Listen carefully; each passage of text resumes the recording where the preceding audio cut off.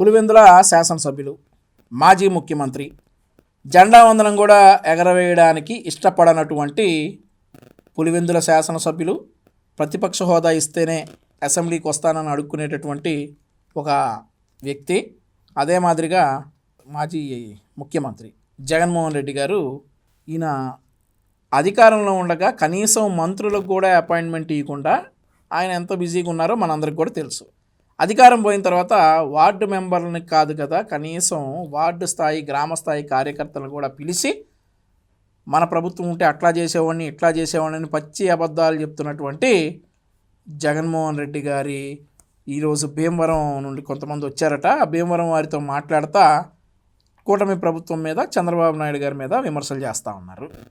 మీ party అంతర్గత వ్యవహారాల్లో ఈసారి మనం ఓడిపోయాం, మళ్ళీ ఎలా గెలవాలి అనేది ఆలోచించండి, కానీ మా నాయకుల మీద తప్పుడు విమర్శలు చేస్తే మేము ఎలా తిప్పి కొడతామో జగన్మోహన్ రెడ్డి గారు అన్న మాటలకి పాయింట్ టు పాయింట్ ఒకసారి మనం మాట్లాడుకుందాం. రెడీ? కార్యకర్తలకు మీ అందరికీ కూడా మనస్ఫూర్తిగా పేరు పేరున నమస్కారాలు తెలియజేసుకుంటున్నాను. కార్యకర్తలకు పేరు పేరున నమస్కారాలు గనక నువ్వు అధికారంలో ఉన్నప్పుడు తెలియజేసుకుంటే కనీసం ప్రతిపక్ష హోదా వచ్చి ఉండేది. ఆ రోజు ఏ కార్యకర్త కనపడలా నీకు. పరదాలు కట్టుకుని తిరిగావు ఎక్కడికి వెళ్ళినా కానీ. కార్యకర్తలు కలిసిన పాపాన్ని పోలా. ఈరోజు నీకు కార్యకర్తలు గుర్తొచ్చారు. వాళ్ళు కూడా ఏదో నిన్ను సర్లే మీ పార్టీ అంతర్గత వ్యవహారాలు కదా.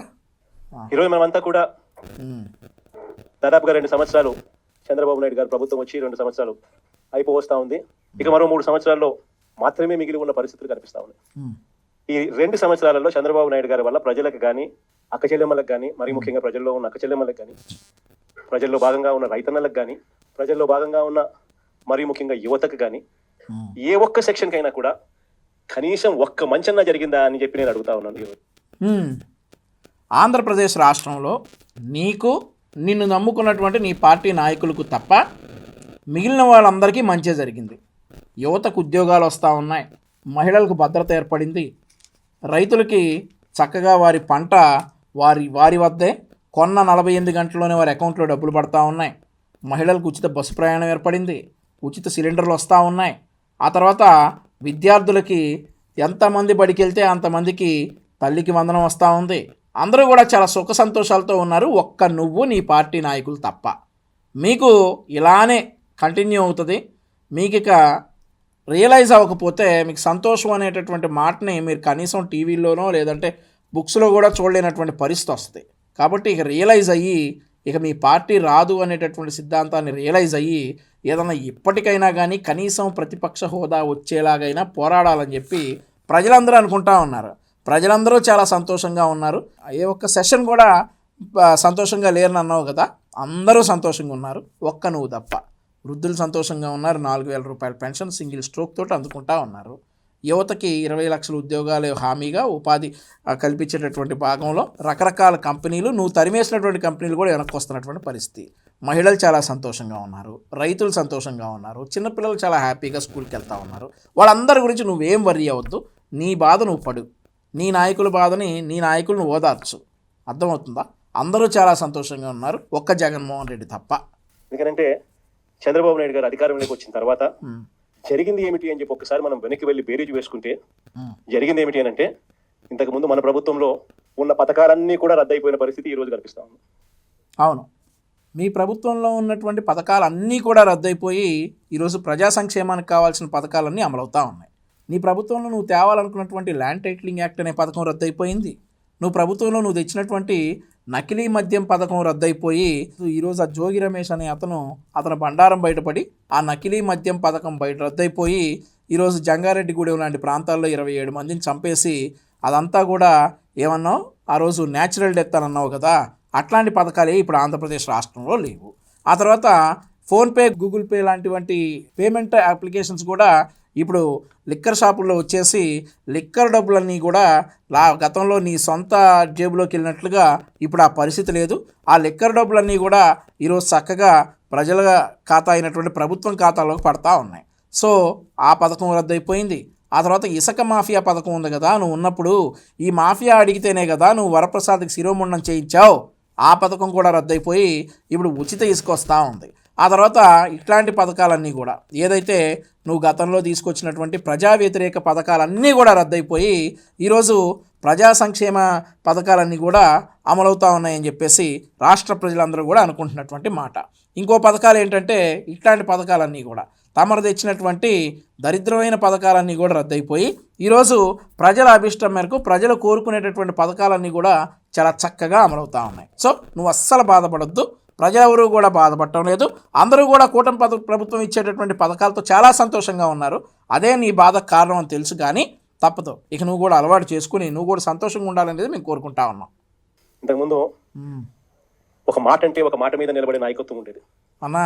ఒక మేనిఫెస్టో అంటే ఒక మేనిఫెస్టోలో చెప్పింది అది ఒక భగవద్గీతగా భావించి, ఒక బైబిల్గా భావించి, ఒక ఖురాన్గా భావించి చెప్పిన ప్రతి మాట కూడా ప్రజలకు మనం మాటిచ్చాం, ఖచ్చితంగా చేయాల్సిన ధర్మం మన మీద ఉంది అని చెప్పి భావించే ఒక నాయకత్వం ఉండేది.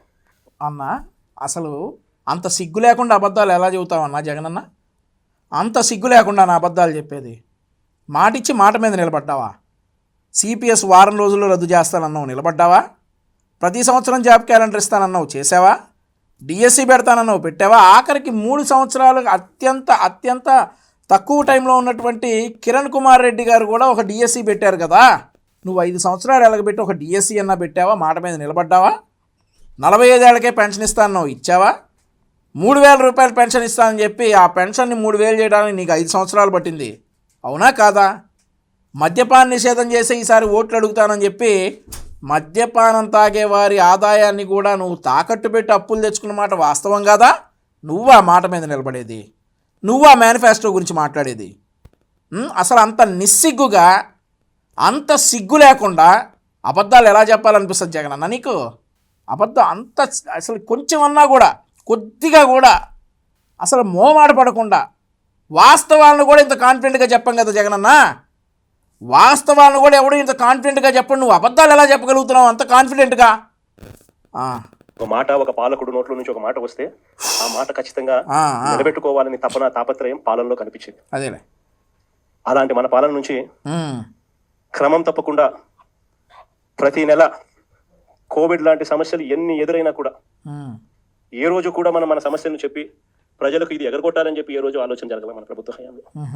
ప్రతి హామీని కూడా ప్రభుత్వంగా మనకున్న సమస్యల కన్నా కూడా ప్రజలకు చేయాల్సిన మంచి ఇంకా చాలా అవసరము, వాళ్ళకున్న సమస్యలు ప్రభుత్వం సమస్యల కన్నా చాలా ఇంకా ఎక్కువగా సమస్యలు పడేది వాళ్ళే అని చెప్పి భావించి ఎన్ని సమస్యలు ఉన్నా కూడా ముఖాన ఏ రోజు కూడా చిరునవ్వే తప్ప ఏ రోజు కూడా ఇది చెయ్యలేము అన్న మాట నోట్లో నుంచి ఏ రోజు రానిలేదు. చిక్కటి చిరునవ్వుతోనే ఎన్ని సమస్యలున్నా కూడా ప్రజలకు చెప్పిన ప్రతి మాట కూడా చేయగలిగాము అని చెప్పి కూడా ఈ రోజు కూడా సగర్వంగా తలెత్తుకుని చెప్పుకునే ప్రభుత్వం మనది. చప్పట్లా కాదురా, ఇప్పుడు చెవటానికి ఆయనకు సిగ్గు లేదనుకో, చప్పట్లు కొట్టడానికి మీకు ఉండొద్దు. ఒక్కటన్నా నిజం చెప్పాడా? ఇప్పటికీ నాకు తెలిసి ఒక 10 నిమిషాలు మాట్లాడినట్టున్నాడు. ఒక్క నిజమన్నా చెప్పాడా? ఆయనకి ఎటూ లేదు. 11 తెచ్చారు మీరు అట్లా చప్పట్లు, మాట్లాడిన ప్రతి మాటకి ఇట్లాడే చప్పట్లు కొట్టి 11 తెచ్చారు. ఈరోజు ఇంకా అదే అబద్ధాలు చెప్తా ఉంటే వామ్మో ఈ అబద్ధాల వల్లేనన్నా మనం 11కి వచ్చాము, దయచేసి నిజాలు మాట్లాడని అనొద్దు. పార్టీ శ్రేయస్ కోరుకునే వాళ్ళు అయితే మీరు సరే, మీ పార్టీ ఇంటర్నల్ విషయాలే, కానీ నాకు అనవసరం చెబుతున్నా, నాకు అనిపించింది. ఇప్పుడు ఈ అబద్ధాలు చెప్పే కదా వచ్చే వై నాట్ 175 అన్నారు ప్రతి బహిరంగ సభలో. ఈ అబద్ధాలు వినే కదా జనం 11 ఇచ్చింది, మీరు కాదులే. ఇంకా అదే అబద్ధాలు చెబుతా ఉంటే చప్పట్లు కొడుతున్నారంటే మీరు పార్టీకి మేలు చేస్తున్నట్ట, నష్టం చేస్తున్నట్ట? అయినా మీ పార్టీ అంతర్గత వ్యవహారం నాకు అనవసరం అనుకో. ఈయన చెక్కటి చిరునవ్వు అని చెబుతా. ఈ చెక్కటి చిరునవ్వే కొంప ముంచిందని చెప్పాలి కదా మీరు అక్కడ ఉన్నవాళ్ళు. ఆ చెక్కటి చిరునవ్వే కదా కొంప ముంచింది. అరే సావుకు పోయినా చెక్కటి చిరునవ్వు నవ్వుతాడు, ఎవరన్నా ఆపదలో ఉన్నా ఆదుకోండిరా నాయన అన్నా కానీ చెక్కటి చిరునవ్వు నవ్వుతాడు. ఆ చెక్కటి చిరునవ్వే కదా ఈడ దాకా తీసుకొచ్చింది. అది చెప్పకుండా చప్పట్లు కొడితే మీరు పార్టీ శ్రేయస్ కోరుకున్నోళ్ళ లేదంటే నష్టం కోరుకున్నోళ్ళ? అయినా మీ పార్టీ అంతర్గత వ్యవహారాలు నాకు అనవసరం. కానీ నెక్స్ట్, కానీ చంద్రబాబు నాయుడు గారు వచ్చిన తర్వాత ఈ 2 ఏళ్లలో గమనించింది ఏమిటి అని అంటే మన పథకాలన్నీ ఓ వైపున రద్దు చేసేసినాడు, మరోవైపున ఆయన చెప్పిన సూపర్ 6లని, సూపర్ 7లని ఏదైతే ప్రజలకు మభ్య పెడుతూ మోసం చేస్తూ చెప్పినాడో అవన్నీ కూడా ఈరోజు అబద్ధాలుగా తేలిపోయిన పరిస్థితులు ఈరోజు మన కళ్ళ ఎదుటే కనిపిస్తూ ఉన్నాయి. బెంగళూరులో ఉన్నట్టున్నావు నువ్వు. బెంగళూరులో ఎక్కడ ఈ సూపర్ 6 హామీలు అమలు అవుతున్నట్టు కనపట్లా నీకు. ఆంధ్రప్రదేశ్కి రా, ఆంధ్రప్రదేశ్ రాష్ట్రానికి వస్తే ఇవి అమలవుతున్నాయా అమలు కావట్లేదా అనేది తెలుస్తుంది నీకు. ముందుగా సూపర్ 6లో మేము హామీ ఇచ్చినట్లుగా స్కూల్కి వెళ్ళే ప్రతి విద్యార్థికి 15,000 ఇస్తామన్నాం. ఈరోజు ఇస్తున్నాం. 2,000 రూపాయలు కట్ చేసి ఎంతమంది విద్యార్థులు స్కూల్కి వెళ్తే అంతమందికి 13,000 రూపాయలు మేము ఇస్తా ఉన్నాం. ఇది మా సూపర్ 6 హామీలో భాగంగా మేము అమలు చేశాం. ఇది వాస్తవం. ఆంధ్రప్రదేశ్కి రా, నీ కళ్ళకు కనిపిస్తుంది. ఆంధ్రప్రదేశ్కి వచ్చిన ఏదైనా గవర్నమెంట్ స్కూల్కి వెళ్ళి అడుగు, ప్రైవేట్ స్కూల్కి వెళ్ళి అడుగు, అర్హులైన తల్లిదండ్రులను అడుగు, నీకు వస్తూ ఉన్నాయంటే చెప్తారు, వాళ్ళు వాస్తవం చెప్తారు. తర్వాత ప్రతి ఇంటికి 3 ఉచిత గ్యాస్ సిలిండర్లు అన్నాం, అది కూడా అమలు చేస్తూ ఉన్నాం. నువ్వు అర్హుల ఇళ్ళకి వెళ్ళి అడుగు, వస్తూ ఉన్నాయనే చెప్తారు. ఆ తర్వాత రైతుల అకౌంట్లోకి 20,000 రూపాయలు అన్నాం, అది కూడా చేస్తూ ఉన్నాం, ఖచ్చితంగా చేస్తాం, అది కూడా అమలవుతూ ఉంది. ఆ తర్వాత యువతకి 20 లక్షల ఉద్యోగాలని చెప్పాం, ఆ దిశగా అడుగులు వేస్తూ ఉన్నాం. 2 సార్లు దావోస్కి వెళ్ళాం, 25 లక్షల కోట్ల రూపాయలు పెట్టుబడి తెచ్చాం. అదే మాదిరిగా అదే స్థాయిలో ఉద్యోగాలు తీసుకొచ్చాం. ఈరోజు యువతంతా కూడా చాలా సంతోషంగా ఉన్నారు. డిఎస్సి పెట్టాం, ఒక డిఎస్సిలో 16,000 మందికి టీచర్ ఉద్యోగాలు ఇచ్చాం. కానిస్టేబుల్స్కి 4,500 ఉండేటటువంటి స్టైఫండ్ని 12,500 రూపాయలకు పెంచాం. ఇన్ని చేశాం. ఇంకా నువ్వు నిస్సిగ్గుగా అబద్ధాలు చెప్తున్నావు అంటావా? మోసాలు అంటావా? ఎవడీ మోసాలు? నీ కాదా మోసాలు? ఎంతమంది పిల్లలుంటే అంతమందికి అమ్మఒడి ఇస్తానన్నావు, ఇచ్చావా? మద్యపాన నిషేధం అమలు చేసే ఎన్నికలకు వెళ్తానన్నావు, వెళ్ళావా? ఆ తర్వాత 45 ఏళ్ళకే పెన్షన్ అన్నావు, ఇచ్చావా? 2,000 రూపాయల పెన్షన్ 3,000 చేస్తానో ఎన్ని రోజులు పట్టింది నీకు? అమరావతి రాజధాని ఉంటుంది, ఇక్కడే ఇల్లు కట్టుకుంటున్నాను, మీ అందరికీ 250 గజాల ఎక్స్ట్రా ప్లాట్లు ఇస్తానన్నాను, ఇచ్చావా? ఇవంటారు మోసాలని. ఇంకా చెప్పుకుంటా పోతే నీ చరిత్ర అంతా చెప్పుకుంటా పోతే టైం సరిపోదు. నువ్వా చంద్రబాబు నాయుడు గారిని, పవన్ కళ్యాణ్ గారిని అనేది? నువ్వా కూటమి ప్రభుత్వాన్ని నిందించేది? అంత సిగ్గు లేకుండా అబద్ధాలు చెప్తావా? ఆ గొర్రెలేమో మన చప్పట్లు కొడతాయా? మేమందరం ఈ వినాలా? మా నాయకుల మీద నువ్వు విమర్శలు చేస్తా ఉంటే మేమందరం వింటా కూర్చోవాలా? ఇంకేం చెప్తా ఉన్నావు? ఇంకోటి, మహిళలకు ఉచిత బస్సు ప్రయాణం కూడా కూటమి ప్రభుత్వం హామీ ఇచ్చింది, అమలు చేస్తూ ఉన్నారు. నీ మీటింగ్కి ఎవరైనా మహిళలు వస్తే విజయవాడ నుంచి భీమవరం వరకు ఉచిత బస్సులు ప్రయాణం చేయొచ్చు, కావాలంటే చెక్ చేసుకోండి. సూపర్ 6 అన్నాడు, సూపర్ 7 అన్నాడు. సూపర్ 7 అని అనలా, అయితే మామూలుగా మాట్లాడాల. వాళ్ళు చేసిన ప్రచారాలు అయితేనేమి, వాళ్ళు ఇచ్చిన అడ్వర్టైజ్మెంట్లు అయితేనేమి, వాళ్ళు ఇచ్చిన టీవీలో యాడ్లు అయితేనేమి, ఇంటింటికి వెళ్ళి బాండ్ల రూపంలో ఇదిగో మా చంద్రబాబు నాయుడు సంతకం పెట్టాడు, ఇదిగో మా పవన్ కళ్యాణ్ సంతకం పెట్టాడు, ఇదిగో మా ఇద్దరు కలిసి సంతకాలు పెట్టించాడు ఆ బాండ్ డాక్యుమెంట్. మీ ఇంట్లో ఎంతమంది పిల్లలు ఉన్నారా? మీ ఇంట్లో ఎంతమంది మహిళలు ఉన్నారా? మీ ఇంట్లో ఎంతమంది రైతులు ఉన్నారా? అందరికీ కూడా ఇదిగో అమ్మా మీకు ఇంత రావాలి, ఇంత రావాలి, ఇంత రావాలి, ఇదిగో బాండ్లు అని చెప్పి ఏకంగా ప్రతి ఇంటికి వెళ్ళి కూడా వీళ్ళు ఇచ్చిన బాండ్లు. అదే మాట మీద ఇంకా ఉన్నాం. మేం బాండ్లు ఇచ్చాం, ఇచ్చిన దాని ప్రకారం మేము ఇచ్చినటువంటి హామీలన్నీ అమలు చేసుకుంటా వస్తున్నాం. డెఫినెట్లీ చేస్తున్నాం కూడా. సూపర్ 6 అని, సూపర్ 7 అని వీళ్ళు చేసిన మోసాలు ఇంకెన్ని చెప్తావు? నిజంగా కూడా మనం ఎవరం కూడా ఈ స్థాయిలో ఒక మనిషి అబద్ధాలు ఆడగలుగుతాడా, ఈ స్థాయిలో ఒక మనిషి మోసం చేయగలుగుతాడా అని ఎప్పుడు కూడా బహుశా ఊహకు కూడా అందవు. ఎందుకంటే మామూలుగా ఇట్లా అన్న, అసలు నీ గురించి అంత కాన్ఫిడెంట్గా ఎలా చెప్పుకుంటావు నువ్వు? నీ గురించి ఈ స్థాయిలో ఎవడన్నా అబద్ధాలు ఆడతాడా, ఈ స్థాయిలో ఎవడన్నా మోసాలు చేస్తాడా అని అంత కాన్ఫిడెంట్గా ఎలా చెప్పుకుంటున్నావు? How confident you are? అంత స్థాయిలో అబద్ధాలు, అంత స్థాయిలో మోసాలు, నీకు ఎవడన్నా పోటీ వస్తాడా ఇందులో? అంత స్థాయిలో అబద్ధాలు చెప్పడానికి, నీ అంత స్థాయిలో మోసాలు చేయడానికి నీకు ఎవడన్నా పోటీ వస్తాడా? అబద్ధాలు ఇట్లాంటి మోసాలు ఎవరైనా చేస్తే 420 అని చెప్పి కేసు పెట్టి జైల్లో పెడతారు. అన్నా, 420ల గురించి నువ్వు మాట్లాడితే ఎలా జగన్ అన్న? అసలు 420లకి బాసువు నువ్వు. 420లకి ప్యాంటు చొక్కా వేస్తే జగన్మోహన్ రెడ్డి, 420లకి పర్యాయ పదం జగన్మోహన్ రెడ్డి, సినానిమో యాంటానిమో అంటారు ఇంగ్లీష్లో. దానికి జగన్మోహన్ రెడ్డి అంటే 420 అని చెప్పేసి ఈరోజు మొత్తం ప్రజలందరూ వాళ్ళు అనుకుంటా ఉన్నారు. నువ్వు ఇంకొకళ్ళని 420 అంటమా? అన్న, అసలు ఎన్ని 420 కేసులు పెండింగ్ ఉన్నాయో నీకన్నా గుర్తుందా? నీ మీద ఎన్ని 420 కేసులు నువ్వు కోర్టుకు వెళ్ళాలో నీకన్నా గుర్తుందా? ఎన్ని 420 కేసులు నువ్వు 16 నెలలు జైల్లో ఉన్నావు, ఫ్యూచర్లో ఉండబోతున్నావు నీకన్నా తెలుసా? అసలు నీకు నువ్వు కెలికి తనించుకుంటావు ఎందుకు జగన్ అన్న? 420 కేసుల గురించి నువ్వా మాట్లాడేది? 420ల గురించి 420ల గురించి ఇక నువ్వు మాట్లాడుతూ ఉంటే దేంతో నవ్వాలో కూడా అర్థం కావట్లేదు జగన్ అన్న. సరే, కానీ ఒక్క చంద్రబాబు నాయుడు గారు ఆయన కూటమిలో మాత్రమే అలా కేసులు పెట్టించుకోకుండా బయట ఉండగలుగుతారు. మన కళ్ళ ఎదుటే కనిపిస్తా ఉన్న వాస్తవమైన స్వరూపం ఈ రోజు రాష్ట్రం పోయింది. ప్రతి చోట విపరీతమైన కరప్షన్, విడి కరప్షన్ జరుగుతా ఉంది. ఏ స్థాయిలో కరప్షన్ జరుగుతా ఉంది అంటే అసలు రాజ్యం ఉంది, అసలు ఎవరైనా పాలకులు ఉన్నారా అని మనకే అర్థం కాని పరిస్థితిలో అసలు ఎవరు పాలన సాగుతూ ఉంది. గవర్నమెంట్కి రావాల్సిన ఆదాయం గవర్నమెంట్కి రావట్లేదా? గవర్నమెంట్కి రావట్లేదా? గతంలో నీకు వచ్చేది, ఇప్పుడు ప్రజలకు వెళ్తా ఉందంటే గవర్నమెంట్కే వస్తూ ఉంది. అందుకని గవర్నమెంట్కి రావాల్సిన ఆదాయాలు తగ్గుతా ఉన్నాయి. ఆహా, ఆదాయం అంతా ఎవరు జోబులు లేకపోతా ఉంది అని అంటే పక్కన చంద్రబాబు నాయుడు దగ్గర నుంచి మొదలెడితే ఆయనకింత, నీకింత, నాకింత, నాకింత, నాకింత, నాకింత అని కింద వరకు గతంలో లాగా అనుకున్నావా ఏంటి? పంచుకో తినుకో. గతంలో లాగా కాదు కదా. గతంలో తమరున్నప్పుడు ఏమయ్యేది? ఫోన్పేలు, గూగుల్ పేలు కూడా ఉండేవి కాదు మద్యం షాపుల్లో. ఆ డబ్బులన్నీ ఎక్కడికి పోయాయి? ఇసుక డబ్బులన్నీ ఎక్కడికి పోయాయి? ఆ తర్వాత ఇట్లాంటి ఆదాయాలన్నిటి గురించి నువ్వా మాట్లాడేది? దోచుకుని ఈరోజు దుబాయ్కి డబ్బులు తరలించి, దుబాయ్లో బంగారం వ్యాపారాలు, ఇక సౌత్ ఆఫ్రికాలో మద్యం వ్యాపారాలు ఇవన్నీ చేసింది ఎవడు? ఈరోజు జైల్లో లెక్క పెడతా ఉంది ఎవడు? ఇవన్నీ మాట్లాడాలి కానీ ఆదాయం చంద్రబాబు నాయుడు గారికి వెళ్తుంది, లోకేష్ గారికి వెళ్తుంది. ఈ మాటలన్నీ ఇక నువ్వు చెప్తే ఎదురుగా ఉన్నవాళ్ళు పాపం ఆప్షన్ లేక వింటా ఉన్నట్లుగా ఉంది. మాట్లాడు. ఇలా మనుషులకి ఇచ్చుకున్నారు. మన కళ్ళ ఎదుటే కనిపిస్తా ఉన్న వాస్తవమైన స్వరూపం ఈరోజు రాష్ట్రంలో ప్రతి చోట విపరీతమైన కరప్షన్, విడి కరప్షన్ జరుగుతూ ఉంది. ఏ స్థాయిలో కరప్షన్ జరుగుతూ ఉంది అంటే అసలు రాజ్యం ఉంది, అసలు ఎవరైనా పాలకులు ఉన్నారా అని మనకే చూడాల. మొట్టమొదటిసారిగా చూస్తా ఉన్నాం మద్యంలో మొత్తం ప్రైవేట్ షాపులంతా వీళ్ళ మనుషులే మాఫీ. నువ్వు మద్యం గురించి మాట్లాడుతున్నావు జగన్మోహన్ రెడ్డి. నీ నాయకులు, నీ పార్టీ లీడర్లు కల్తీ మద్యం తయారు చేసి వేలాది మందిని పొట్టన పెట్టుకుని లక్షలాది మంది ఆరోగ్యాలు దెబ్బతినేలా చేసి నీ ఖజానా నింపుకొని ఈరోజు ఊచలు లెక్క పెడతా ఉన్నారు నీ పార్టీ నాయకులందరూ కూడా దొరికి అడ్డంగా. నువ్వు ఆ మద్యం గురించి మాట్లాడేది? సిగ్గుందా నీకు మద్యం గురించి ఇంకా మాట్లాడటానికి, ఇంకా ప్రజల్ని మభ్యపెట్టడానికి? ఈరోజు మీ పాపాలు పండి ఊచలు లెక్క పెడతా ఉన్నాడు ఒక్కొక్కడు జైల్లో కూర్చుని. మీరు మాట్లాడుతూ ఉన్నారా మద్యం గురించి? మాట్లాడు. ప్రైవేట్ షాపులన్నీ వీళ్ళ మనుషులే లాటరీ పద్ధతిలో అంతా వీళ్ళ మనుషులకి ఇచ్చుకున్నారు. వీళ్ళ నుంచి మొదలు పెడితే ఆ తర్వాత గ్రామ స్థాయిలోకి బెల్ట్ షాపులు పూర్తిగా విస్తరించినారు. ఆక్షన్లు వాడి మరి ఏ కార్యకర్తకి ఇవ్వాలి వాళ్ళు, ఆ కార్యకర్తలు వాళ్ళు కొట్టుకోకూడదు కాబట్టి మన ఆక్షన్లు వాడి మరి గ్రామ బెల్ట్ షాపులు ఇస్తా ఉన్నారు. ఇవన్నీ సాక్షి పేపర్ కబుర్లు అంటారు వీటిని. సాక్షి పేపర్లో మాట్లాడటానికి, సాక్షి పేపర్లో ఈ సోది చవటానికి పనికి వస్తాయి కానీ ప్రజలు ఎవరు విశ్వసించేటటువంటి పరిస్థితుల్లో లేరు. ఈరోజు మద్యం షాపుల్లో పారదర్శకంగా జరిగినటువంటి ఆక్షన్లో వచ్చిన వాళ్ళే మద్యం షాపులు పెట్టుకున్నారు. అది అందరికీ కూడా తెలుసు. ఇక మద్యం గురించి అసలు నువ్వు మాట్లాడితే ఇక సర్లే. మళ్ళీ గ్రామాలలో బెల్ట్ షాపులు నడిపేదాని కోసం మళ్ళీ పోలీసుల దగ్గర నుంచి నడిపించే కార్యక్రమం. మందు షాప్ పక్కనే పర్మిట్ రూమ్. ఎంఆర్పీ రేట్కి ఎవడు అమ్మడు. బెల్ట్ షాపులు చేరేసరికి ఎంఆర్పీ ప్లస్ 10 రూపీసా ప్లస్.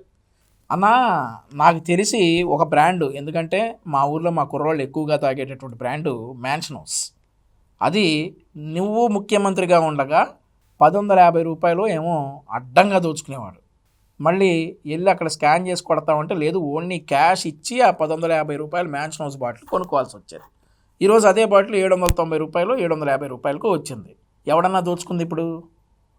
ఎవడన్నా అసలు ఆంధ్రప్రదేశ్లోకి ప్రెసిడెంట్ మెడలు, ఆంధ్ర గోల్డు, 9 హార్సెస్ ఇట్లాంటి మద్యాన్ని మొత్తం, ఊరు పేరు లేని మద్యాన్ని మొత్తం పెట్టి తెచ్చి దోచుకుని ఈరోజు నువ్వు చంద్రబాబు నాయుడు గారి ప్రభుత్వాన్ని విమర్శిస్తున్నావా? నీకు లేకపోతే వినేవాళ్ళకన్నా ఉందొడ్డు ఎదురు కూర్చొని ఎంత సర్లే. 20 rupees plus 20 rupees plus 20 rupees పక్కన బెల్ట్ షాప్ పక్కన షాప్ పక్కన పర్మిట్ రూములు. ఆడైతే ఏకంగా పెగ్గులే. అంతటితో కూడా సరిపోదు అన్నట్టుగా ఏకంగా ప్రతి 4-5 బాటలకు కల్తీ బాటలు. అసలు జోగి రమేష్ అనేవాడిని అరెస్ట్ చేసిన తర్వాత ఆ కల్తీ బాటిల్ ఆగిపోయినాయి. జోగి రమేష్ అనేవాడిని తీసుకుని బొక్కలో వేసిన తర్వాత ఆ కల్తీ బాటిల్ అన్నీ ఆగిపోయినాయి. ఇప్పుడు ఆంధ్రప్రదేశ్ రాష్ట్రంలో ప్రతి బాటిల్ మీద ఒక క్యూఆర్ కోడ్ ఉంటుంది. ఆ క్యూఆర్ కోడ్ నువ్వు స్కాన్ చేస్తే అది కల్తీ బాటిల్ అయితే, నీ నాయకులు కనుక తయారు చేసింది అయితే అక్కడే తెలిసిపోయిద్ది అది కల్తీ బాటిలా లేదంటే స్వచ్ఛమైన నాణ్యమైన మద్యమా అనేది. నువ్వు వెళ్ళి వైన్ షాప్కి వెళ్ళినాక నువ్వు వెళ్తే నువ్వు బాగోదులే కానీ మాజీ ముఖ్యమంత్రివి, నీ వెనకాల ఉండే వాళ్ళతో ఎవరితోన్నా వైన్ షాపులకు పంపించి ఒక బాటిల్ తెప్పించుకొని దాని మీద ఉన్నటువంటి క్యూఆర్ కోడ్ స్కాన్ చేసుకుంటే నీకు తెలుస్తుంది అది నాణ్యమైన మద్యమా లేదంటే నీ హయాంలో లాగా తయారైనటువంటి కల్తీ మద్యమా అనేసి. ఈరోజు రాష్ట్ర ప్రభుత్వం ప్రతి బాటిల్కి ఒక క్యూఆర్ కోడ్ తీసుకొచ్చి ఆ క్యూఆర్ కోడ్ ద్వారా ఈ మద్యం ఎక్కడ తయారైంది, ఏ డిస్టిలరీలో తయారైంది, దీనిలో ఉన్నటువంటి కంటెంట్స్ ఏంటి, ఇంగ్రీడియంట్స్ ఏంటి, దీని ఎక్స్పైరీ డేట్ ఏంటి అనేది మొత్తం కూడా ఒక క్యూఆర్ కోడ్ పెట్టి క్యూఆర్ కోడ్ నువ్వు స్కాన్ చేసుకోవచ్చు. నువ్వు ఊరికే కబుర్లు చెప్తే సరిపోదు. మద్యం కల్తీనా, మద్యం కరెక్టా అనేది పారదర్శకంగా పాలిస్తున్నటువంటి ఈరోజు రాష్ట్ర ప్రజల శ్రేయస్సు కోరుకున్నటువంటి కూటమి ప్రభుత్వంలో ఆ మద్యం బాటిల్ మీద ఉన్నటువంటి స్కానర్ని, క్యూఆర్ కోడ్ని స్కాన్ చేస్తే ఆ మద్యం యొక్క డీటెయిల్స్ మొత్తం వచ్చేస్తాయి. అర్థమవుతా ఉందా? ఏదో కోర్టులోకి వెళ్ళి ఛార్జ్ షీట్ తెస్తే నీ బతుకంతా తెలిసినట్టు మద్యం బాటిల్లో క్యూఆర్ కోడ్ స్కాన్ చేస్తే దాని మీద ఉన్నటువంటి డీటెయిల్స్ అన్నీ, ఆ మద్యం తాలూకా డీటెయిల్స్ అన్నీ వచ్చేస్తాయి. నువ్వు ఈరోజు ఏసీ రూముల్లో కూర్చొని 4 బాటిల్ కూడా కల్తీ అంటే అవదు ఇక్కడ. గవర్నమెంట్కి మామూలుగా రావాల్సిన ఆదాయాలు రాకుండా ఇలా పక్కదావ పడతా ఉన్నాయి చూడండి. అవును, గతంలో పక్కదావ పట్టినాయి, దుబాయ్ పోయినాయి. ఆంధ్రప్రదేశ్ ప్రభుత్వ ఖజానాకి రావాల్సినటువంటి డబ్బులన్నీ కూడా 3,000 కోట్ల రూపాయల వరకు దుబాయ్ పోయినాయి. అది ఎంక్వైరీలోనే ఉంది. దాని బిగ్ బాస్ నువ్వేరట, నీకు కూడా వస్తాయి త్వరలో. సో వాటి గురించి మాట్లాడు. ఈరోజు ప్రతి రూపాయి ప్రభుత్వ ఖజానాకి చేరుతా ఉంది. ఈరోజు గూగుల్ పే కావచ్చు, ఫోన్పే కావచ్చు, క్రెడిట్ డెబిట్ కార్డ్స్ తోటి నువ్వు ఏ మద్యం షాప్కి వెళ్ళినా కానీ నువ్వు మద్యం కొనుగోలు చేయొచ్చు. ఆ డబ్బులన్నీ కూడా డైరెక్ట్గా ప్రభుత్వం అకౌంట్లోకి వెళ్తాయి. నీలాగా దుబాయ్ బావు, నీ ప్రభుత్వంలో ఉన్నట్లుగా నువ్వు పంపించినట్లుగా దుబాయ్ వెళ్ళవా డబ్బులు ప్రభుత్వ ఖజానాకే వెళ్తాయి. నువ్వు కూర్చొని ఇట్లాంటి సోది కబుర్లన్నీ సాక్షి టీవీలో, సాక్షి పేపర్లో రాసుకో. అంతేగాని ప్రభుత్వాన్ని విమర్శిస్తే ఇంతే ఘాటుగా రెస్పాండ్ అవుతాం. ఇసుకేమో మన హయాంలో సంవత్సరానికి 750 కోట్లు ఇసుకలో అరే నాయనా, ఆదాయం వచ్చింది. ఇప్పుడు ఏంటంటే ఒక్కొక్కటిగా నీ సంగతులు నువ్వే చెప్పుకుంటా ఉన్నావు. చెప్పు. 5 ఏళ్ళు కలిపి దాదాపుగా 3,500 కోట్లు రాష్ట్ర ప్రభుత్వానికి ఆదాయం వచ్చింది ఇసుక. ఈరోజు ఇసుక అనేది ఫ్రీ అంటారు. ఎక్కడైనా ఇసుక ఫ్రీ జరుగుతుందా? నువ్వేదన్నా ఇల్లు కట్టుకో జగన్మోహన్ రెడ్డి అన్న, నీకు ఎంత ఇసుక కావాలో చెప్పు. నీకు నామ్స్ ప్రకారం రావాల్సిన ఇసుకంతా కూడా నువ్వు దానికి సినర్జీయో ఏదో అంటారు ట్రాన్స్పోర్ట్ కట్టుకుంటే నీ ఇంటికి చేర్చే బాధ్యత నాది. ఒక తెలుగుదేశం పార్టీ కార్యకర్తగా నీ ఇంటికి చేర్చే బాధ్యత నాది. నువ్వు ఏదైనా ఇల్లు కట్టుకో, ప్రభుత్వానికి అప్లై చేయి, నువ్వు ఇల్లు కట్టుకుంటున్నానని చెప్పు. న్యాయబద్ధంగా నీకు రావాల్సిన ఉచిత ఇసుక ట్రాన్స్పోర్ట్ పే చేసుకుంటే నీ ఇంటికి తీసుకొచ్చే బాధ్యత నాది. ఇంక దీని గురించి ఎక్కువ మాట్లాడొద్దు. తమరి హయాంలో ఇసుక పాలసీని రూపొందించడానికి తమరు ఏం చేశారు? ఇసుకని టెంపరీగా హోల్డ్ చేసి 54 మంది భవన నిర్మాణ కార్మికులు ఆత్మహత్య చేసుకునేటట్లుగా చేసింది నువ్వు కాదా? నీ ప్రభుత్వం అధికారంలోకి రాగానే కన్స్ట్రక్షన్ మీద డిపెండ్ అయినటువంటి ఎంతమంది ఇండైరెక్ట్ ఎంప్లాయీస్ చనిపోయారు. ఒక పెయింటర్ కావచ్చు, ఒక కార్పెంటర్ కావచ్చు, ఒక ఎలక్ట్రీషియన్ కావచ్చు. నువ్వు చేసిన నిర్వాకానికి, ఇసుకని నువ్వు బ్లాక్ చేసి టెంపరీగా బ్లాక్ చేసిన నిర్వాకానికి ఎంతమంది రోడ్డును పడ్డారో తెలీదా? ఈరోజు పారదర్శకంగా ఇసుక పాలసీని రూపొందించి ఇసుక ఉచితంగా ఇస్తా ఉంటే నువ్వు నిందలేస్తా ఉంటావా సిగ్గు లేకుండా? పూర్తిగా దోచేసుకోవడమే. ఎక్కడ చూసిన మిషన్లు, ఎక్కడ చూసిన లారీలు, ఎక్కడ చూసిన టిప్పర్లు దోచేసుకుంటా ఉన్నారు. నువ్వు అమరావతి పోయినట్టున్నావు. ఎప్పుడో ఎక్కడ చూసిన మిషన్లు, ఎక్కడ చూసిన లారీలు, ఎక్కడ చూసిన టిప్పర్లు కనిపిస్తూ ఉన్నాయి. అభివృద్ధి జరుగుతూ ఉంది కదా, రోడ్లు పడతా ఉన్నాయి కదా, బిల్డింగ్లు వస్తూ ఉన్నాయి కదా.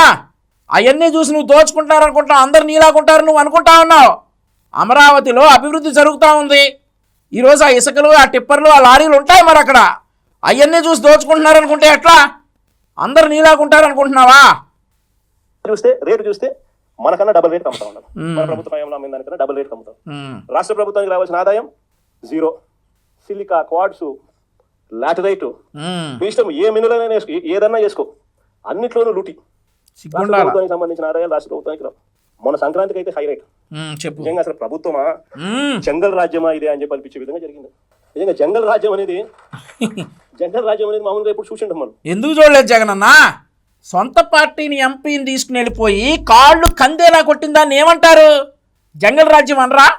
మీ సొంత పార్టీ ఎంపీని నీకు వ్యతిరేకంగా మాట్లాడాడని కాళ్ళు కందేలాగా కొట్టి నరాలు పగిలేలాగా కొట్టడాన్ని జంగల్ రాజ్యం అనరా? ఆయన పుట్టినరోజు నాడే అరే మద్యం రేట్లు ఏంట్రా బాబు షాక్ కొట్టేలాగున్నా, ఈ బీర్లు ఏంట్రా ఎప్పుడూ చూడలేదన్న పాపానికి మరుసటి రోజు శవమై తేరాడు ఓం ప్రతాప్. దీని జంగల్ రాజ్యం అనరా? అరే నాయన, ఈ ఇసుక మాఫియా ఏంటి, మా ఊరిలో నుంచి ఇన్ని లారీలు ఏంటి, అసలు ఏం జరుగుతా ఉందని ప్రశ్నించినటువంటి దళిత యువకుడు వరప్రసాద్ కూర్చొని శిరోముండనం చేస్తారు పోలీస్ స్టేషన్లో. దీన్ని అనరా జంగల్ రాజ్యం అని? మీ సొంత పార్టీ ఎంపీ, విశాఖపట్నం ఎంపీ, ఆయన కుటుంబం నీ పాలనలో కిడ్నాప్ అయితే దీన్ని అనరా జంగల్ రాజ్యం అని? నీ సొంత బాబాయ్ వేసేసుకుని మా చేతిలో కట్టిపెట్టి రప్ప రప్ప రప్ప రప్ప నరికి నారాసురు రక్త చరిత్ర అంటావా? తీరా చూస్తే నువ్వే చంపుతావు. దీన్ని అనరా జంగల్ రాజ్యం అని? ఎన్ని చెప్పమంటావు చెప్పు. ఒక అబ్దుల్ సలాం, ఒక అమ్మాయి రమ్య, ఇంతమందిని నువ్వు సప్ప సప్ప సప్ప సప్ప లేపేసి మా పాలనను జంగల్ రాజ్యం అంటావా? ఎన్ని జరిగాయి? నీ కాన్స్టిట్యున్సీ పులివెందుల్లో నాగమ్మ చనిపోలేదా? అప్పుడు కాదా జంగల్ రాజ్యం? నీ ఇంటి పక్కన తాడేపల్లిలో నీ ఇంటి పక్కన ఒక పెళ్లి కావాల్సినటువంటి అబ్బాయి అమ్మాయి ఏకాంతంగా బయటకు వస్తే అబ్బాయిని కొట్టి అమ్మాయిని మానభంగం చేస్తే ఏమైనా పట్టించుకున్నావా? అసలు వాడు మళ్ళీ నువ్వు ఆ జంగల్ రాజ్యాల గురించి మాట్లాడేది? గాంజా హబ్బుని చేశారు కదా ఆంధ్రప్రదేశ్ రాష్ట్రం మొత్తాన్ని. నువ్వు జంగల్ రాజ్యం గురించి మాట్లాడతావా? ఒక ప్రతిపక్ష పార్టీ కార్యాలయం మీద గోండాలను పంపించి దాడులు చేసి మా వాళ్ళ కోపాలు రావా అంటావా? నువ్వు జంగల్ రాజ్యం గురించి మాట్లాడతావా? ఇట్లాంటివి చెప్పుకుంటా పోతే టైం సరిపోదు. రోజుకోటి చెప్పొచ్చు. అకారణంగా మా పార్టీ నాయకులను అరెస్టులు చేయించావు. మా ముఖ్యమంత్రి చంద్రబాబు నాయుడు గారు చెయ్యని తప్పుకి 53 రోజులు జైల్లో పెట్టావు.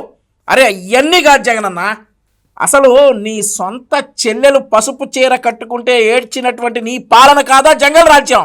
మీ అమ్మగారు 5-6 సార్లు ఆంధ్రప్రదేశ్కి వస్తే వచ్చిన ప్రతిసారి టొయోటా వెల్లిఫైర్ ₹1.5 కారు ఎందుకు పంచర్ పడింది? ఇది కాదా జంగల్ రాజ్యం? ఇవన్నీ చెప్పమంటావా? అరే మార్చుకోండిరా, తీరు మార్చుకోండి, ఇట్లయితే మనం ఓడిపోతామని చెప్పి సుబ్బారావు గుప్తా చెప్తే ఒక ఆర్యవైశ్య సోదరుడు ఏం చేశారు? మీరు గుడ్డలిప్పి కొట్టారు. దాన్ని అంటారు జంగల్ రాజ్యం అని. అంతర్వేదిలో రథం తగలబడిపోతే తేనెటీగల దాడి, దీన్ని అంటారు జంగల్ రాజ్యం అని. నకిలీ మద్యం దాగి 27 మంది చనిపోతే న్యాచురల్ డెత్, దీన్ని అంటారు జంగల్ రాజ్యం అని. ఎన్ని చెప్పమంటావు ఉదాహరణలు వీటి మీద? నువ్వు మా పాలన జంగల్ రాజ్యం అంటావా? ప్రజలందరికీ తెలుసు ఏది జంగల్ రాజ్యమో ఏది రామరాజ్యమో. నువ్వా విమర్శించేది మమ్మల్ని? నిజంగా నాగరిక ప్రపంచంలో మనం ఉన్నామా? నాగరిక ప్రపంచం అన్నా, అసలు నీకు ఆ మాటలు మాట్లాడే అర్హత ఉందా? నడి రోడ్డు మీద పీకలు కోసారు కన్నా మా చంద్రయ్య లాంటి కార్యకర్తలయ్యే, మా నందన్ సుబ్బయ్య లాంటి కార్యకర్తలయ్యే, మా ఐలయ్య లాంటి కార్యకర్తలయ్యే నడి రోడ్డు మీద పీకలు కోసి ఏం మాట్లాడుతున్నావు? ఈరోజు నాగరికత వీటి గురించి నువ్వా మాట్లాడేది? ఈరోజు ఆంధ్రప్రదేశ్ రాష్ట్రం చాలా సుభిక్షంగా ఉంది. ఇవన్నీ నీ నాగరికతలు, ఈ కబుర్లన్నీ సాక్షి పేపర్లో, సాక్షి టీవీలో చెప్పుకో. సంక్రాంతి అనేది చేసినారు వీళ్ళు. సంక్రాంతి అసలు వీడియోలు చూస్తా ఉంటే, సోషల్ మీడియాలో వైరల్ అవుతున్న వీడియోలు చూస్తా ఉంటే ఆశ్చర్యం కలిగిస్తా ఉంది. అరే మొబైల్ రికార్డింగ్ డాన్సులు, మొబైల్ బండ్లలో కొత్తపేటలో రికార్డింగ్ డాన్సులు, రోడ్డు మీద రికార్డింగ్ డాన్సులు పెడతా ఉంటే మనుషులందరూ పరిగెత్తా ఉన్నారు. పాటలు చూస్తే తాగురా తాగి చిందేరా అని. రికార్డింగ్ డాన్సులు దారుణమైన స్థాయిలో రికార్డింగ్ డాన్సులు. లిక్కర్ మొబైల్ వ్యాన్లలో ఏకంగా లిక్కర్ మొబైల్ అసలు ఏ స్థాయిలో జరిపారంటే ప్రతి నియోజకవర్గంలో ఆక్షన్. ఇవన్నీ చేయడానికి ఆక్షన్. బులేందలో కూడా 3 కోట్ల కంటెస్ట్ చేసిన ఎమ్మెల్యే 3 కోట్లు అమ్ముకున్నాడు. వీళ్ళు ఎక్కడెక్కడి నుంచి వచ్చి అక్కడ సెటప్ చేస్తారు. 9 సెంటర్లలో 8 సెంటర్లలో పెట్టుకుంటారు టికెట్లు దోచేయడము. ఆశ్చర్యం ఏంటంటే ప్రభుత్వం దగ్గర నుంచి చేయిస్తుంది. ఎమ్మెల్యేల కింద, చంద్రబాబు కింద, లోకేష్ కింద అందరూ పంచుకోవడం, పోలీసుల కింద. అది ఇటువంటి పరిపాలన, ఇటువంటి పరిస్థితి కూడా చూడలా. గుడివాడలో క్యాజినోలు నడిపారు. ఆ తర్వాత మీ ఎమ్మెల్యేలు, ఎంపీలు ఏం చేసిన నిర్వాకాలు చేసినవన్నీ కూడా చూసాం. ఇప్పుడు సంక్రాంతి సంబరాలు అనేవి ఆంధ్రప్రదేశ్ రాష్ట్రంలో 2026లో మాత్రమే జరిగినటువంటి సంబరాలు కాదు ఇవి. నీ తండ్రి ముఖ్యమంత్రిగా ఉండగా కూడా ఇవే డ్యాన్సులు జరిగాయి, ఇవే కోళ్ల పందాలు జరిగాయి. ఇట్లాంటి సంక్రాంతి సంబరాలు ప్రతిసారి జరిగాయి. కాకపోతే అప్పుడు సామాజిక మాధ్యమాలు ఇంత స్పీడ్గా లేవు కాబట్టి నీ దాకా రాలేదేమో. ఇప్పుడు సామాజిక మాధ్యమాలు స్పీడ్గా ఉన్నాయి కాబట్టి ఎక్కడో మారుమూల జరిగినవి కూడా క్షణాల్లో మన కళ్ళ ముందుకు వస్తూ ఉన్నాయి కాబట్టి నీకు కనిపిస్తూ ఉన్నాయి. నువ్వు ముఖ్యమంత్రిగా ఎలగబెట్టినప్పుడు క్యాజినోలు నడిపారు గుడివాడ లాంటి ప్రాంతంలో. నీ సొంత ఎమ్మెల్యేలు వల్లభనేని వంశీమోహన్, కొడాలి నాని వీళ్ళందరూ క్యాజినోలు నడిపారు. నీకెంత పంపించారు? అప్పుడు నువ్వెంత తీసుకున్నావు? క్యాజినోలు నడిపినప్పుడు నువ్వెంత తీసుకున్నావు? ఇట్లాంటి చౌకబారు విమర్శలు చేస్తే ఈసారి ఆ 11 కూడా రావు. ఈరోజు రాష్ట్రంలో ఎప్పుడూ ఉండేటటువంటి సంస్కృతే మళ్ళీ రిపీట్ అయింది. ఈ రికార్డింగ్ డాన్సులు ప్రోత్సహించడం మా సంస్కృతి కాదు. ఇక వాటి గురించి మాట్లాడాలి. ఏ స్థాయిలోకి వెళ్ళిపోయిందంటే ఈ జంగల్ రాజ్యం అనేది నిజంగా అనుకుంటేనే ఆశ్చర్యం కలిగించే విషయం. డిఎస్పీ అనేవాడు మైక్ పట్టుకుంటాడు, యూనిఫామ్ లో ఉన్నాడు, మైక్ పట్టుకున్నాడు, ఊపేయి కుదిపేయి అంటాడు. డిఎస్పీ అసలు ఇది ఏం మనిషి చేయడం చెప్పి అర్థం కావడం అసలు. అంటే భీమవరం మీటింగ్ లోనే అసలు ఇది నిజంగా సమాజంలో ఉన్నామా? ఏంది డిఎస్పీ ఊపేయి కుదిపేయి అన్నాడా? ఎవరిని నిన్న? సమాజంలో ఉన్నామా లేమా? అసలు ఏం జరుగుతా ఉంది? జంగల్ రాజ్యం అంటే ఇది కాకపోతే ఇంకా ఏ రాజ్యం ఇది అని చెప్పి ఆశ్చర్యం కలిగించే విషయాలు. నిజంగా ఈ బరితెగింపు అన్నది, ఈ విచ్చలవిడితనం అన్నది నిజంగా ఏ స్థాయికి వెళ్ళిపోయిందనంటే చంద్రబాబు నాయుడు గారి ఎమ్మెల్యేలు, చంద్రబాబు నాయుడు గారికి సంబంధించిన వాళ్ళంతా ఏ స్థాయిలోకి వెళ్ళిపోయినారంటే నిన్న 20 పేపర్లో చూసిన కోడూరు ఎమ్మెల్యే ఆరవ శ్రీధర్, అదే మనిషినా అసలు ఎమ్మెల్యేనా అనిపిస్తుంది నాకు. అసలు ఆరవ శ్రీధర్ అనేవాడు ప్రభుత్వ ఉద్యోగి అయిన ఒక అమ్మాయిని భయపెట్టి, బెదిరించి, రేపు చేసి, హెరాస్ చేసి స్వయంగా ఆ అమ్మాయి తనకు జరిగిన అన్యాయాన్ని కూడా ఏకంగా సాక్ష్యాలు, ఆధారాలు సహా బయట పెట్టింది. ఆమదాల వలస ఎమ్మెల్యే ఇంకోడు కూన రవికుమార్. సరే, ఇప్పుడు అరవ శ్రీధర్ గురించి మంచి హాట్ టాపిక్ నడుస్తూ ఉంది. ఆ అమ్మాయి నన్ను అలా చేశాడని చెప్పి ఆ అమ్మాయి చెప్తా ఉంది. మరి ఈ అరవ శ్రీధర్ కూడా నేను అలా చేయలేదని చెప్తా ఉన్నాడు. ఎంక్వైరీలు నడుస్తూ ఉన్నాయి. ఆ ఎంక్వైరీలు నడుస్తూ ఉంటే జనసేన కొద్దిసేపటి క్రితం ఒక ప్రెస్ నోట్ ఇచ్చింది. దీని మీద 3 మెన్ కమిటీ వేశాము. వారు అందరూ కూడా నివేదిక ఇచ్చే వరకు అరవ శ్రీధర్ని పార్టీ కార్యక్రమాలకు దూరంగా పెట్టామని చెప్పేసి ఒక 3 మెన్ నివేదిక వచ్చే వరకు కూడా అతని మీద ఆల్మోస్ట్ సస్పెన్షన్ లాంటిదే జనసేన పెట్టింది. నువ్వేం పొడిచావు? గోరంట్ల మాధవ్ దొరికినప్పుడు నువ్వేం చేసావు? ఇంకేంది ఇందుకు చెప్తున్నావు, మొత్తం విందాం. ఈయన గారి వేధింపులు భరించలేక గవర్నమెంట్ స్కూల్ ప్రిన్సిపల్ యత్నం చేసుకుంటే ఇప్పటి వరకు చర్యలు లేవు. ఈ పులిహార కబుర్లన్నీ అవన్నీ సాక్షిలో కలిపేటటువంటి పులిహార కబుర్లుగా తేలిపోయినాయి. అవన్నీ సాక్షిలో వచ్చేటటువంటి పులిహార కబుర్లు. ఆ హెడ్ మాస్టర్ ఎవరో, ఆవిడెవరో కోన రవికుమార్ గారి మీద చేసినటువంటి పులిహార కబుర్లు అని చెప్పేసి దానికి ఆ పులిహార కలిపిందంట మీ సాక్షిలో ఉండే ఈశ్వర్ అని చెప్పేసి జనాలందరికీ తెలుసు. సో నువ్వు ఎక్కువ కష్టపడు. ఎమ్మెల్యే కోనేటి ఆదిమూలం ఒక మహిళను బలాత్కారం చేసిన చివరికి ఆ అధికారిని ఉపయోగించుతావేంటన్నా? ఎంత దారుణంగా జరుగుతుందంటే ఇంకొకడు మంత్రి సంధ్యారాణి పిఏ ఇంకొకడు తను లైంగికంగా వేధిస్తున్నాడని మరొక ప్రభుత్వ ఉద్యోగి అయిన మహిళ ఫిర్యాదు చేస్తే అతన్ని వదిలేసి ఫిర్యాదు చేసి ఆయనను జైల్లో పెడతారు ఖచ్చితంగా. మరి సాక్షి టీవీని చూసుకొని అసత్య ప్రచారాలు చేస్తే, నిరాధారిత ఆరోపణలు చేస్తే నిన్ను వదిలేస్తారా ఏంటి? జైల్లో పెడతారు. అవి చేసినటువంటి ఆరోపణలన్నీ అబద్ధాలను రుజువైన తర్వాతే ఇవన్నీ చేస్తారు. అర్థం సార్. నువ్వేం చేసావు మాట్లాడదాం. ఒక్కొక్కటిగా నీ విషయాలు కూడా వద్దాం. నీ నాయకులు ఏం చేశారు, నువ్వేం పొడిచావు ఆ టైంలో అనేది కూడా మాట్లాడి చాలా ఆశ్చర్యపోతున్నావు కదా. గతంలో నిద్రపోయావా? చూద్దాం. ఇంకేం చెప్తావు చెప్పు. ఆయన మీద కేసు. ఇంకోడు గుంటూరు ఈస్ట్ ఎమ్మెల్యే నజీర్ ఇంకోడు. ఈ మనిషి అశ్లీల వీడియోలు కూడా ఆయనతో మాట్లాడుతున్నాడు. వీడు అశ్లీల వీడియోలు చూస్తా ఉన్నాడు. వీడు అశ్లీలంగా చేస్తూ అసలు వీళ్ళు ఎవడు అసలు ఏ ప్రపంచంలో ఉండవు. ఇంకోడు మంత్రి సుభాష్, వాసంశెట్టి సుభాష్ ఇంకోడు. ఏకంగా అశ్లీల డాన్సులు చేస్తూ ఏకంగా చిందులేస్తానంటారు. అశ్లీల డాన్సులు చేస్తూ ఏకంగా స్టేజ్ ఎక్కి చిందులేస్తాడు మంత్రి. అసలు నాకు ఆశ్చర్యంగా ఉంది. అసలు బెంగల్ రాజ్యం అని అంటే ఇంకా వేరే పేరేమైనా ఆశ్చర్యంగా ఉందా? సరే, మొట్టమొదటిగా గోరంట్ల మాధవ్ దగ్గర నుంచి మొదలు పెడదాం. గోరంట్ల మాధవ్ తన ఆయుధాన్ని పార్లమెంట్ సాక్షిగా ఇప్పి చూపించాడు జనాలందరికీ. అప్పుడు యాడ్ నిద్రపోతున్నా? అప్పుడు ఎందుకు సస్పెండ్ చేయాలా? ఇప్పుడు ఆడెవడు? వాడు వీడని నేను ఎందుకంటా ఉన్నానో మీరు ఒకసారి ప్రజలందరూ కూడా, ఈ వీడియో చూస్తున్న వాళ్ళందరూ కూడా గమనించాలా. 5 సంవత్సరాలు ముఖ్యమంత్రిగా ఎలగబెట్టినటువంటి జగన్మోహన్ రెడ్డి అవతలని వాడు వీడు అంటా ఉన్నాడు. సో నేను అంటాలో తప్పులేదు కాబట్టి అసలు ఆడెవడు? ఆ గోరంట్ల మాధవ్ అనేవాడు ఇప్పుడు మీ పార్టీ అధికార ప్రతినిధి. వాడు పార్లమెంట్ సాక్షిగా చేసినటువంటి దరిద్రానికి ఇండియా మొత్తం షేక్ అయింది. వాడు చేసింది చాలక మళ్ళీ వాడు మా పేరులు చెప్పటం, తెలుగుదేశంలో ఉండే వీళ్ళు నా మీద కక్షగట్టి ఇవన్నీ చేశారని మా పేరులు చెప్పటం. మళ్ళీ వాడు ఇప్పుడు మీ పార్టీ అధికార ప్రతినిధి. వాడిని ఏం చేసావు? వాడిని ఎక్కడెక్కించుకున్నావు? వాడు కనపడంగానే హే శబాష్ అని చెప్పి భుజం తట్టావు కదా. సిగ్గుందా? ఈరోజు నువ్వు మాట్లాడుతూ ఉన్నావా? ఈరోజు జనసేన పార్టీ అరవ శ్రీధర్ని పార్టీ కార్యక్రమాలకు దూరంగా ఉండాలని ఆదేశించింది. 3 మెన్ నివేదిక వచ్చే వరకే అతనికి 10 రోజులు టైం ఇచ్చింది అతను ఎక్స్ప్లెనేషన్ ఇవ్వడానికి. గతంలో నీ ఎంపీ గోరంట్ల మాధవ్ మీద ఈ ఆరోపణలు వచ్చినప్పుడు నువ్వేం చేసావు? కనీసం అతను పిలిపించావా? మందలించావా?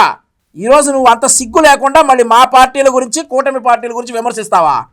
కోన రవికుమార్ గారి గురించి చెప్తా ఉన్నావు. ఆయన గురించి నువ్వు ఎంత తక్కువ మాట్లాడితే అంత మంచిది.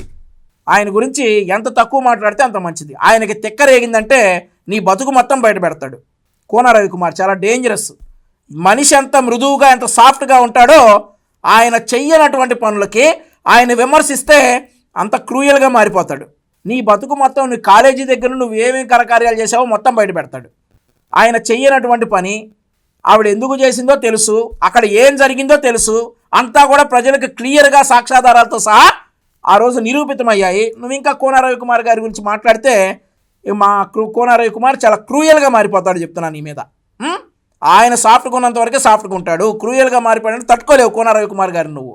ఇంకోటి ఎవరి గురించి చెప్తా ఉన్నావు? కోనేటి ఆదిమూలం గారి గురించి చెప్తా ఉన్నావు. ఆయన్ని పార్టీ ఈ విషయం జరిగింది అని తెలియగానే సస్పెండ్ చేశాం. ఆ తర్వాత ఆ మహిళే వచ్చి ఏదో ఎక్స్ప్లెనేషన్ ఇచ్చారు. ఆ తర్వాత ఆ విషయం కోనేటి ఆదిమూలం మీద మేము సస్పెన్షన్ వేటు వేసాం. నువ్వేం చేసావు? అనంతబాబుని ఏం చేసావు? వీడియో కాల్లో ముద్దులు పెడతా ఉన్నాడు కదా అనంతబాబుని నువ్వేం చేసావు? కారులు ఎక్కించి తిప్పుతావా? బస్సులో నీ పక్కనే కూర్చోబెట్టుకుని తిప్పుతావా? ఒక దళిత డ్రైవర్ని అతి దారుణంగా అతనికి ఉన్నటువంటి అక్రమ సంబంధాలను బయటపడతాడనేటటువంటి భయంతో అతి దారుణంగా చంపేసి మరి అంతే ధైర్యంగా తీసుకొచ్చి ఇంటి దగ్గర ఇదిగో నీ మొగుడు చచ్చిపోయాడని చెప్పేసి అతని భార్యకి చెప్తే నువ్వు అతన్ని కాచి కాపాడుకొని అతను రిలీజ్ అవ్వగానే పెద్ద పెద్ద ర్యాలీలు పెట్టి నీ దగ్గర తీసుకొచ్చి నువ్వు బస్సుల్లో తిప్పుతావా?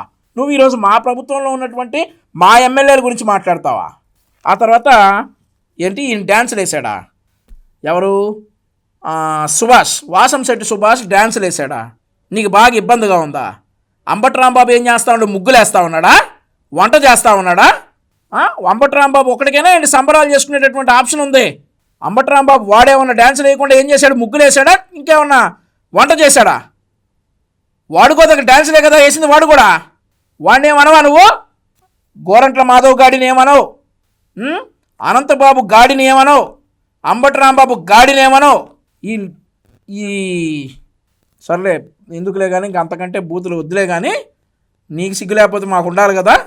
సో వీళ్ళందరినీ ఏమనవు కానీ ఈరోజు ఆ ప్రజలందరూ కూడా గమనించాలి. అరవ శ్రీధర్ గారి మీద జనసేన పార్టీ చర్యలు తీసుకోవడం జరిగింది. పార్టీ కార్యక్రమాలకు దూరంగా ఉండమని ఆదేశించడం జరిగింది. కోనేటి ఆదిమూలం గారిని కూడా సస్పెండ్ చేయడం జరిగింది. ఇట్లాంటి వ్యవహారాలు కూటమి ప్రభుత్వంలో ఏవి బయటపడినా కూడా చాలా స్ట్రిక్ట్గా వ్యవహరిస్తారు మా నాయకులు. ఇతనిలాగా నెత్తిరెక్కించుకుని ఊరేగరు. సో వాళ్ళ గురించి ఎంత తక్కువ మాట్లాడుకుంటే అంత మంచిది జగన్మోహన్ రెడ్డి గారు. ఈ ప్రభుత్వంలో జరుగుతా ఉన్న పనులకు అసలు ఈ స్టేజ్లోకి ఒక ప్రభుత్వం పోవడం ఏంటి? దగ్గరుండి ఇట్లా టోలను తీసుకొని పోయి ఇన్సిడెంట్ జరిగితే భయము భక్తి లేకపోకుండా మధ్యలో జైల్లో పెట్టాల్సిన అందరినీ. ఇన్సిడెంట్ జరిగితే భయము భక్తి లేకపోవడమా? చేసుకుంటున్నారు ఏమన్నా ఈ పిచ్చి పిచ్చి ఆశాలు వేసి ఆడపిల్లల మీద ఏదైనా పిచ్చి పిచ్చి ఆశాలు వేసినటువంటి వ్యక్తులు కూటమి ప్రభుత్వం మీద భయంతో హత్యలు చేసుకుంటున్నారు. గుర్తుపెట్టుకో, అట్లాంటి సందర్భాలు 4-5 ఉన్నాయి. కానీ నువ్వు ముఖ్యమంత్రిగా ఉండగా ఆడపిల్లల మీద ఏదైనా అఘాయిత్యాలు చేస్తే జగన్మోహన్ రెడ్డి ఉన్నాళ్లే మన వెనకాల మనల్ని కాపాడుతాలనేటటువంటి ధైర్యంలో ఉన్నటువంటి వారందరూ నీ పార్టీలో నీ ప్రభుత్వంలో ఉన్నారు. ఈరోజు కూటమి ప్రభుత్వంలో ఇట్లాంటి పిచ్చి పిచ్చి ఆశాలు ఏమైనా వేస్తే ప్రభుత్వం శిక్షిస్తుంది. ఖచ్చితంగా ప్రభుత్వం నుండి తప్పించుకోలేమనేటటువంటి ఒక ఆలోచనతోటి ఆత్మహత్యలు చేసుకుంటున్నారు అనేది నువ్వు గుర్తుపెట్టుకోవాలా. చూపించాల్సింది ఇలాంటి ఏదైనా చేయాలంటే పొరలో భయం అనేది ఎలా ఉంటుందో చూపించాల్సింది. వీళ్ళందరినీ ప్రోత్సహిస్తారు. ఆ భయం వద్దులేరా మాట్లాడితే సాక్షాత్తు దగ్గర నుండి చంద్రబాబు నాయుడు, ఆయన కొడుకు, ఆయన ప్రభుత్వం. ఇలాంటి పాలనలో మనం ఉన్నాము, ఇలాంటి రాష్ట్రంలో మనం ఉన్నాము. నిజంగా జంగరాజ్యం అంటే ఇదే. విచ్చలవిడి అవినీతి కనిపిస్తుంది. అందుకే నువ్వు బెంగళూరు వెళ్ళిపోతావు. ఎమ్మెల్యేల దగ్గర నుంచి మంత్రుల దగ్గర నుంచి విచ్చలవిడి. నువ్వు ఇక్కడ ఉండకుండా బెంగళూరు వెళ్ళిపోతా ఉన్నావు. నీ నాయకులు ఇక్కడ ఉండేమో ఘనకార్యాలు చేస్తా ఉన్నారు. ఇంకా చెప్పు. కనిపిస్తా ఉంది విపరీతమైన కరప్షన్, పోలీసులు రెడ్ బుక్ రాజ్యాంగం. ఏ మనిషి తప్పు చేయకపోయినా కానీ దొంగ సాక్ష్యాలు, దొంగ కేసులు పెట్టి. ఇప్పుడు రెడ్ బుక్ రాజ్యాంగం నువ్వు అంటా ఉన్నావు. నువ్వు భయపడిపోయి ఢిల్లీ వెళ్ళిపోయి రెడ్ బుక్ రాజ్యాంగం అని చెప్పి ఇంగ్లీష్లో 4 మాటలు ప్రెస్ మీట్ కూడా మాట్లాడావు. నీ నాయకులు ఎక్కడ చూసినా కానీ రెడ్ బుక్ రాజ్యాంగం నడుస్తుంది. ఏపీలో అంబేద్కర్ గారి రాజ్యాంగం నడవట్లేదు, రెడ్ బుక్ రాజ్యాంగం కనిపిస్తూ ఉందని భయపడతా ఉన్నారు. కానీ మొన్న అంబటి రాంబాబు ఏంటి రెడ్ బుక్కి నా కుక్క కూడా భయపడతానన్నావు. కానీ నువ్వు భయపడుతున్నావు కదా. రెడ్ బుక్కి అంబటి రాంబాబు గారి కుక్క కూడా భయపడదు. అంబటి రాంబాబు గారి కుక్క కూడా భయపడదు.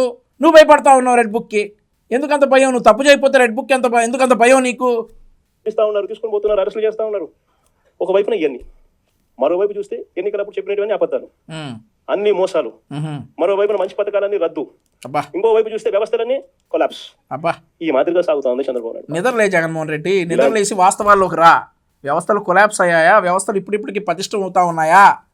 గూగుల్ ప్రపంచం పోటీ పడింది. అట్లాంటి గూగుల్ ఈరోజు ఆంధ్రప్రదేశ్ రాష్ట్రానికి వచ్చింది జగన్మోహన్ రెడ్డి. ఇంకెక్కడ కొలాప్స్ అయినట్లు? అదొక ఎగ్జాంపుల్ చాలదా?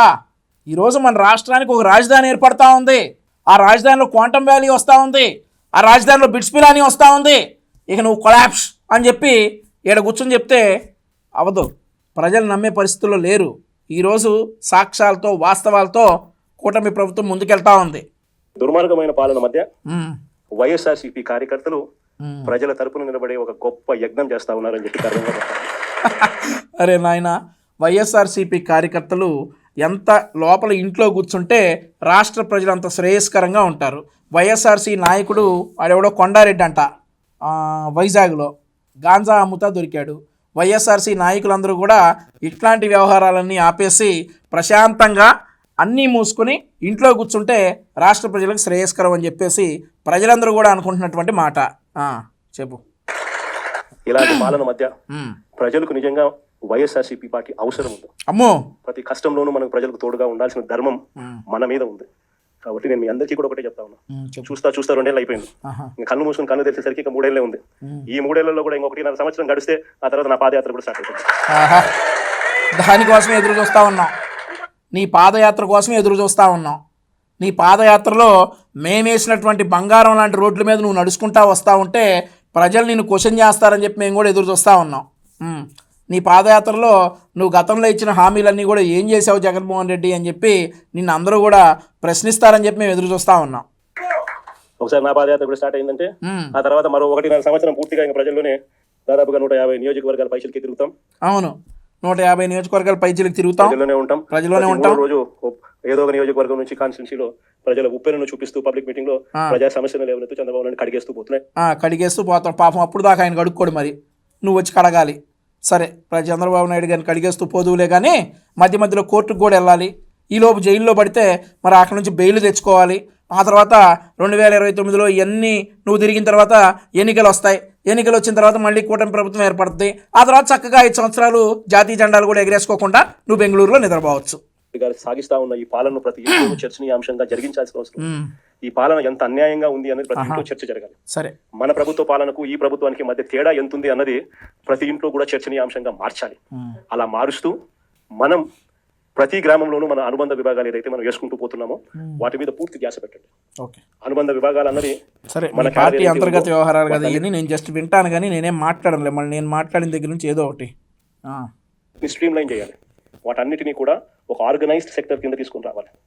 తీసుకుని వచ్చి ప్రతి ఇంట్లోనూ ఈ చర్చనీయాంశం అయ్యేట్టుగా ఈ కార్యక్రమాలన్నీ చేస్తూ చంద్రబాబు నాయుడు గారు చేస్తా ఉన్న అన్యాయాలకు ప్రజలకు తోడుగా నిలబడే కార్యక్రమం మనం చేయాల్సిందే. ఇది మనం చేద్దాం. నేను మీకు హామీ ఇస్తా ఉన్నా, జగన్ 2.0లో మాత్రం ఖచ్చితంగా మీ అందరికీ హామీ ఇస్తా ఉన్నా. కార్యకర్తలదే ప్రథమ స్థానం అవుతుంది. కార్యకర్తల ద్వారానే ప్రజలకు చంద్రబాబు నాయుడుకు మన పాలనకు మధ్య తేడా చూపిస్తూ మంచి జరిగించే కార్యక్రమం కూడా జరుగుతుంది. అది నీ వల్ల అయితే ఇట్లాంటి చెయ్యి కాదంటలా. నీ కార్యకర్తలను నువ్వు మోటివేట్ చేసుకో. చంద్రబాబు నాయుడు గారి పాలనకి మీ పాలనకి ఉన్న తేడా చూపించి నువ్వు మోటివేట్ చేసుకో. ఆ తేడా చూపించే క్రమంలో నువ్వు విష ప్రచారాలు చేసినా, అబద్ధాలు చెప్పినా కానీ హార్ష్గా రియాక్ట్ అవుతామని చెప్పేసి ఒక తెలుగుదేశం పార్టీ కార్యకర్తగా నేను కూడా చెప్తా